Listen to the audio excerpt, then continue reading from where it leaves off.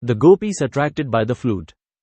With the arrival of the beautiful autumn season, the waters in the lakes and rivers became as clear as crystal and filled with fragrant lotus flowers, and breezes blew very pleasantly. At that time Krishna entered the forest of Vrindavan with the cows and cowherd boys. Krishna was very much pleased with the atmosphere of the forest, where flowers bloomed and bees and drones hummed very jubilantly. While the birds, trees and plants were all looking very happy, Krishna, tending the cows and accompanied by Sri Balarama and the cowherd boys, began to vibrate his transcendental flute. After hearing the vibration of the flute of Krishna, the gopis in Vrindavan remembered him and began to talk amongst themselves about how nicely Krishna was playing his flute. When the gopis were describing the sweet vibration of Krishna's flute, they also remembered their pastimes with him. Thus their minds became disturbed, and they were unable to describe completely the beautiful vibration. While discussing the transcendental vibration, they remembered also how Krishna dressed, decorated with a peacock feather on his head, just like a dancing actor, and with blue flowers pushed over his ear. His garment glowed yellow gold, and he was garlanded with a Vajjayanti necklace. Dressed in such an attractive way, Krishna filled up the holes of his flute with the nectar emanating from his lips.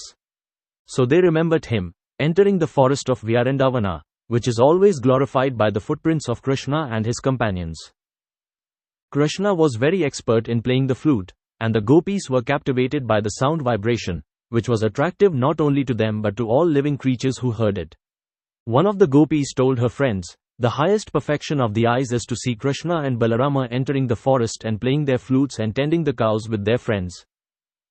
Persons who are constantly engaged in the transcendental meditation of seeing Krishna, internally and externally, by thinking of him playing the flute, entering the Vrindavan forest and tending the cows with the cowherd boys, have really attained the perfection of samadhi. Samadhi, trance, means absorption of all the activities of the senses in a particular object, and the gopis indicate that the pastimes of Krishna are the perfection of all meditation and samadhi. It is confirmed in the Bhagavad Gita that anyone who is always absorbed in the thought of Krishna is the topmost of all yogis. Another gopi expressed her opinion that Krishna and Balarama, while tending the cows with the cowherd boys, appeared just like actors going to play on a dramatic stage. Krishna was dressed in glowing garments of yellow, Balarama in blue, and they held new twigs of mango tree, peacock feathers and bunches of flowers in their hands. Dressed with garlands of lotus flowers, they were sometimes singing very sweetly among their friends. One gopi told her friends, "How is it Krishna and Balarama are looking so beautiful?" Another gopi said, "My dear friends, we cannot even think of his bamboo flute. What sort of pious activities did it execute so that it is now enjoying the nectar of the lips of Krishna, which is actually the property of us gopis? Krishna sometimes kisses the gopis. Therefore the transcendental nectar of his lips is available only to them." So the gopis asked, "How is it possible that the flute, which is nothing but a bamboo rod, is always engaged in enjoying the nectar from Krishna's lips?" Because the flute is engaged in the service of the Supreme Lord, the mother and the father of the flute must be happy. The lakes and the rivers are considered to be the mothers of the trees because the trees live simply by drinking water. So the waters of the lakes and rivers of Vrindavan were in a happy mood, full of blooming lotus flowers, because the waters were thinking, "How is it that our son, the bamboo rod, is enjoying the nectar of Krishna's lips?"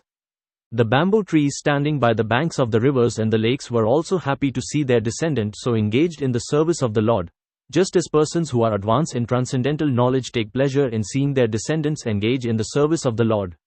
The trees were overwhelmed with joy and were incessantly yielding honey, which flowed from the beehives hanging on their branches. Another gopi spoke thus to her friends about Krishna, "Dear friends, our Vrindavan is proclaiming the glories of this entire earth because this planet is glorified by the lotus footprints of the son of Devaki. Besides that, when Govinda plays his flute, the peacocks immediately become mad, as if they had heard the rumbling of a new cloud. When all the animals and trees and plants, either on the top of Govardhana hill or in the valley, see the dancing of the peacocks, they all stand still and listen to the transcendental sound of the flute with great attention. We think that this boon is not possible or available on any other planet." Although the gopis were village cowherd women and girls, they had extensive Vedic knowledge. Such is the effect of Vedic civilization. People in general would learn the highest truths of the Vedas simply by hearing from authoritative sources. Another gopi said, "My dear friends, just see the deer. Although they are dumb animals, they have approached the son of Maharaja Nanda, Krishna. Not only are they attracted by the dress of Krishna and Balarama, but as soon as they hear the playing of the flute, the deer, along with their husbands, offer respectful obeisances unto the Lord by looking at him with great affection. The gopis were envious of the deer because the deer were able to offer their service to Krishna along with their husbands. The gopis thought themselves not so fortunate because whenever they wanted to go to Krishna, their husbands were not very happy. Another gopi said, "My dear friends, Krishna is so nicely dressed that he appears to be the impetus to various kinds of ceremonies held by the womenfolk. Even the wives of the denizens of heaven become attracted after hearing the transcendental sound of his flute. Although they are traveling in the air in their airplanes, enjoying the company of their husbands, on hearing the sound of Krishna's flute, they immediately become perturbed. This means that the transcendental sound of the flute of Krishna extended to all corners of the universe. Also, it is significant that the gopis knew about the different kinds of airplanes flying in the sky." Another gopi said to her friends, "My dear friends, the cows are also charmed as soon as they hear the transcendental sound of the flute of Krishna. It sounds to them like the pouring of nectar, and they immediately spread their long ears just to catch the liquid nectar of the flute. As for the calves, they are seen with the nipples of their mothers pressed in their mouths, but they cannot suck the milk. They remain struck with devotion, and tears glide down from their eyes, illustrating vividly how they are embracing Krishna heart to heart. These phenomena indicate that even the cows and calves in Vrindavana knew how to cry for Krishna and embrace him heart to heart. Actually, the perfection of Krishna consciousness can be culminated in the shedding of tears from the eyes." Another young gopi told her mother, "My dear mother, the birds, who are all looking at Krishna playing on his flute, are sitting very attentively on the branches and twigs of different trees.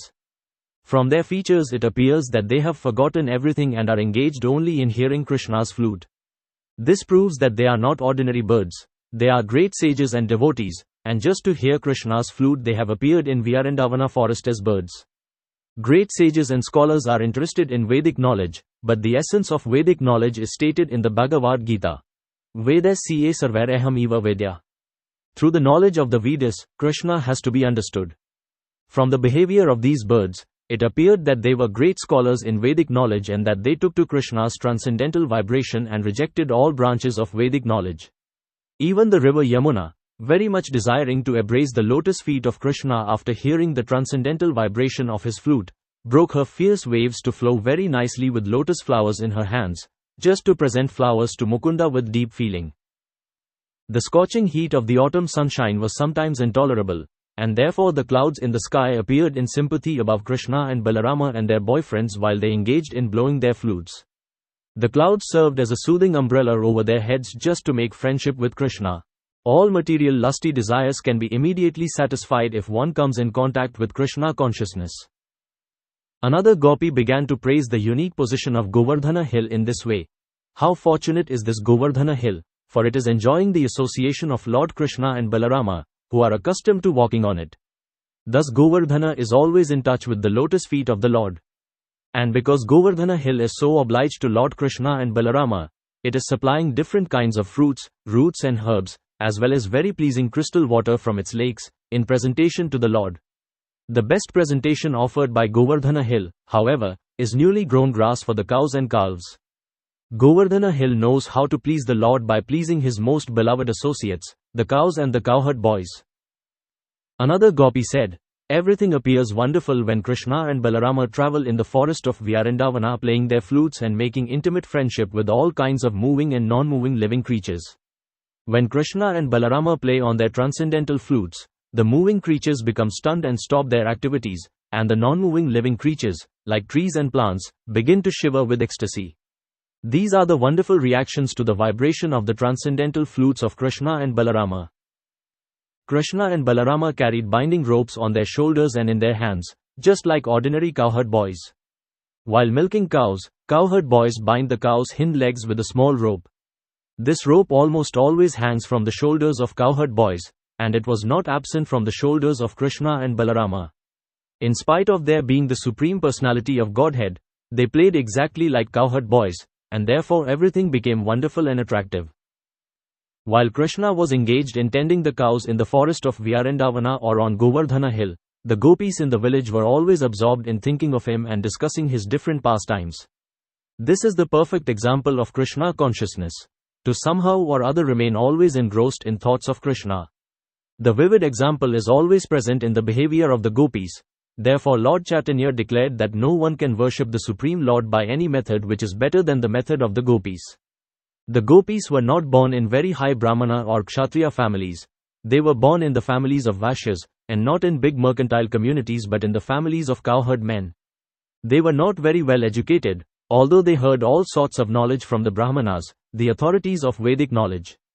The Gopis' only purpose was to remain always absorbed in thoughts of Krishna.